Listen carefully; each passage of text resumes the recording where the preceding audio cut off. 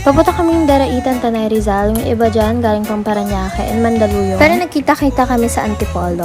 So from Antipolo to Tanay, sumakay kami ng bus. 80 pesos yung pamasahe. Then nag-tricycle naman kami from Tanay to Sampaloc. May kamahalan nga lang kasi siningil kami ng 150 each. Kala ko ang lapit na pero ang layo pa pala. Inabot na kami ng gabi. Take note, walang ilaw sa mga dadaanan nyo. At pataas baba yung mga roads dito. And yung nakuha naming tricycle, wala pang harang sa unahan. Kaya sobrang lamig. At medyo nakakatakot rin. Kasi malay mo, bigla may mambato sa amin so walang harang sa unahan. Pero yan, nagkakasayahan na nga kami dito. Ayan na nga, ang kulit-kulit na niya nga. Grabe sa tawa. Sa isang grupo talaga, no, hindi mawawala ng isang joker.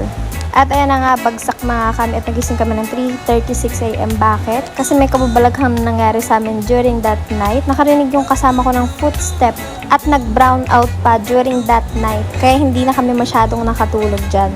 Pero ayun nga, kinaumagahan, the show must go on at binisita namin yung pinaka-river nila. Actually, maganda yung place, pero medyo risky nga lang kasi malayong tagapantay sa amin. Pero okay na din for experience. Andito na rin kami, kaya susulitin na namin. Kasi nung gawin, isip namin na umuwi na lang kami. Pero hindi, go lang. Sobrang ganda ng tubig, sobrang clear. And etong puntahan namin, hindi siya crowded. Hindi rin siya madumi kasi nasa pinakadulo kami. Kaya kami lang din yung halos tao dyan.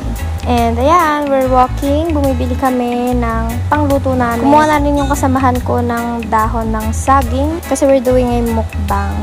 Ayan, tumatawa siya dyan. Sinumbong ko siya dyan sa may-ari. Ayan, pumipili pa kami ng isa pang dahon ng saging para mas mahaba. Sayo-sayo siya dyan. Iniinit naman yung dahon ng saging para malinis siya. And ito na nga, nag-swimming na nga kami. Ayan, onting kwentuhan. At makita nyo ko dyan sa likod, nagsiswimming na ako agad. Kitang-kita nyo naman yung river, sobrang linaw, sobrang linis. Kami lang din yung tao. At ayan, kinagabihan dahil sobrang pagod. Dahil ilang oras din kami nakababad sa river. Yung isa nagkulong na sa tent.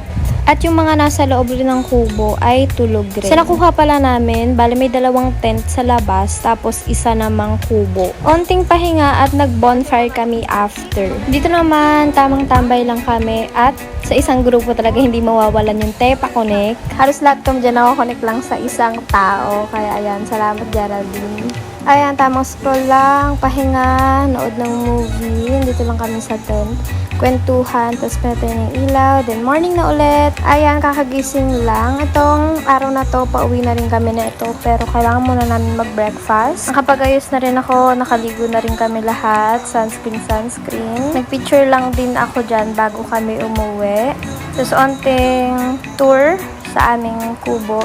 Diba, wala kang katabing bahay dyan. Masaya naman dito, pero medyo nakakatakot nga lang tuwing gabi. Ayan, pauwi na kami. Thank you sa aming stay dito. Ayan, napakaganda ng river nila. Yung daanan nila dito is rough road. Carry naman siya. Yung tricycle nga namin eh. Talagang maalog siya. Pero carry naman. Medyo tumatagilid nga lang. Pero tolerable naman siya kasi mga sanay ng mga driver. Ayan, may tatawidan din pala dito na bangka. Bangka tuloy. Balsa pala.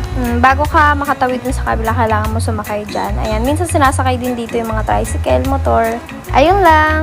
Thank you for watching.